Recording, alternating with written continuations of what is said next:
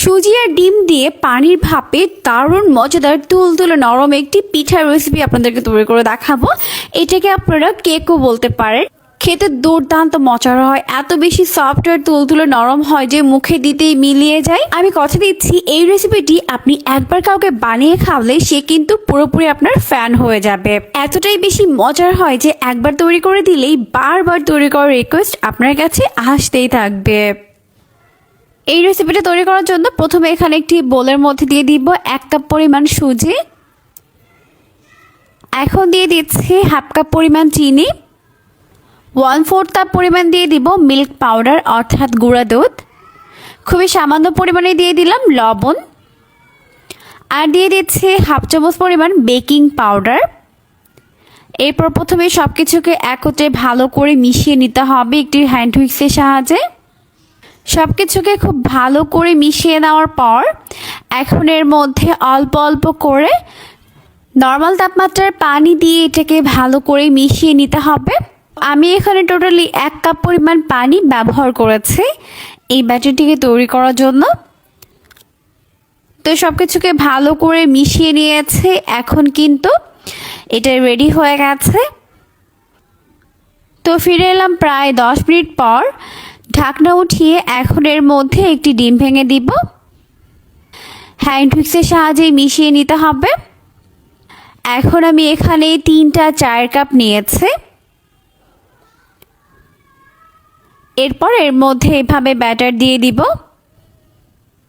এরপর এগুলোকে আমি স্টিম করে নিব। তার জন্য চুলায় একটি কড়াই বসিয়ে দিয়েছি আর এর মধ্যে পানি দিয়ে দিয়েছি। এখন এটাকে ঘড়ি ধরে প্রায় 20 মিনিটের মতো স্টিম করে নিব অর্থাৎ ভাপিয়ে নিব।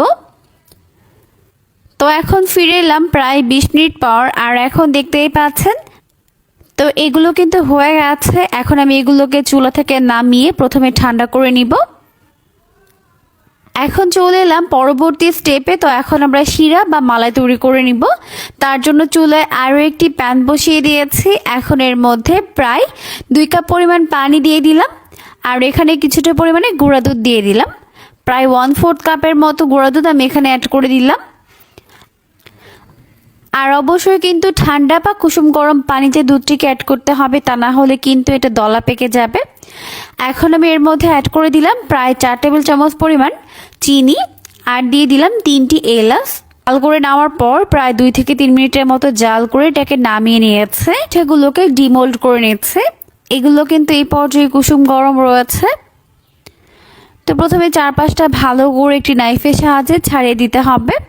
তো খুব সহজে কিন্তু এগুলো ডিমোল্ড হয়ে গেছে, দেখতেই পাচ্ছেন। এখন কিন্তু এগুলো কুসুম গরম রয়েছে। এখন এর উপর থেকে আমি এইভাবে দুধের শিরা বা দুধের রসটাকে দিয়ে দিচ্ছি। আর এটা অবশ্যই পাতলা করে তৈরি করতে হবে, তাহলে কিন্তু খুব ভালো করে সোক করতে পারবে। এখন আমি এটাকে ঢেকে রেখে দিচ্ছি প্রায় 1 ঘন্টা, মানে সারা রাত যদি রাখতে পারেন শিরার মধ্যে, তাহলে কিন্তু খুব ভালোভাবে দুধের শিরাটিকে সোক করতে পারবে। এখন আমি একটি আপনাদের সাথে কেটে শেয়ার করছি। এগুলো অনেক বেশি টেস্টি হয়, খেতে কিন্তু দুর্দান্ত মজার হয়। তৈরি করার প্রসেস তো খুবই ইজি, দেখলেন তো। খুব সহজে কিন্তু এই মজাদার পিঠাগুলো আপনারাও সহজে বানিয়ে ফেলতে পারবেন, আর মুখে দিতেই একদম মিলিয়ে যায়। এতটাই টেস্টি আর এতটাই সফট তুলতুলে নরম হয় এই পিঠাগুলো। অবশ্যই বাসায় ট্রাই করবেন, দেখবেন পরিবারের ছোট বড় সবাই পছন্দ করবে। আর একবার কাউকে বানিয়ে খাওয়ালে বারবার তৈরি করার রিকোয়েস্ট আপনার কাছে আসতেই থাকবে।